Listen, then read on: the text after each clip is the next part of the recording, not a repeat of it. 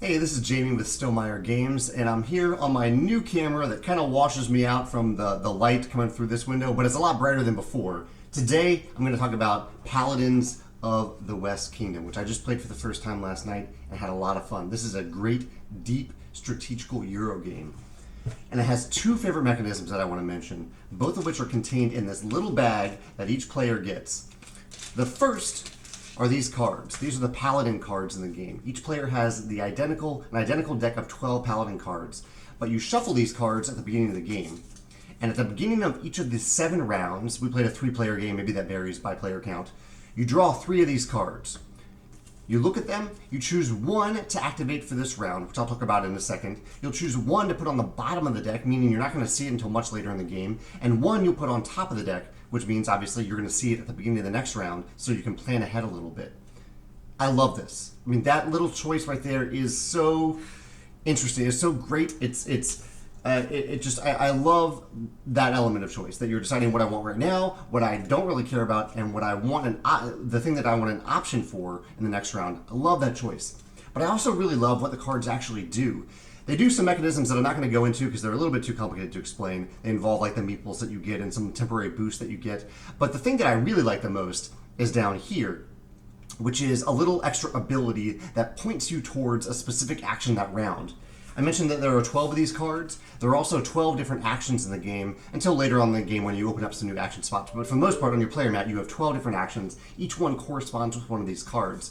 And so when we were learning this game, I was like, it's a lot. I mean, it's a lot to take in, a lot of different choices to choose from. But once I heard about this mechanism, I was like, oh, this is going to help guide me in the first turn. This will give me something to do, something to focus on in the first turn of the game, so that I can kind of get my bearings and figure out what I'm doing.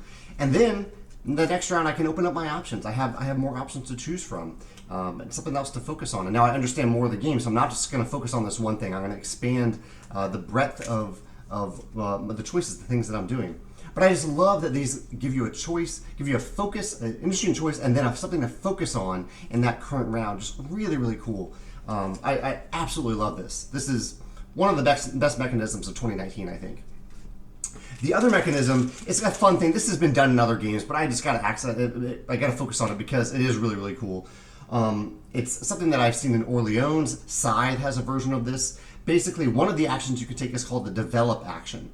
And you have a bunch of these little tokens on your mat that cover up one-time bonuses. When you develop, you take one of these things off those spaces, gaining a one-time bonus, and then you put this building on one of the action spaces on your player mat, covering up a meeple icon on that space. Which means, on future turns, when an action would normally take, say, 3 meeples to activate, it only costs 2 meeples because you already have a house here. And a lot of those actions have 2 spaces you can cover up. So potentially you could say, I really want to focus on this one thing. I'm going to put 2 of these down and have it be really, really cheap on all future rounds. This is just a fun thing. I love double rewards in games, and this is the epitome of a double reward. And I love that it gives you an instant bonus and an ongoing bonus, because you gain the instant bonus when you pull this thing off your mat, and you gain that ongoing bonus of a cheaper action for the rest of the game. Love that. But while that's really cool and just well done, this is just super innovative and brilliant, these Paladin cards. I love this. I would love to see this in other games. It's something that I might use a version of in one of my games as well, because it is just so brilliant. Paladins of the West Kingdom. That's my favorite mechanism, or my favorite mechanisms. If you have a different favorite mechanism in Paladins, I'd love to hear about it in the comments. Or if either of these remind you of a mechanism in another game that you'd like to share in the comments, I'd love to hear about that as well. Thanks.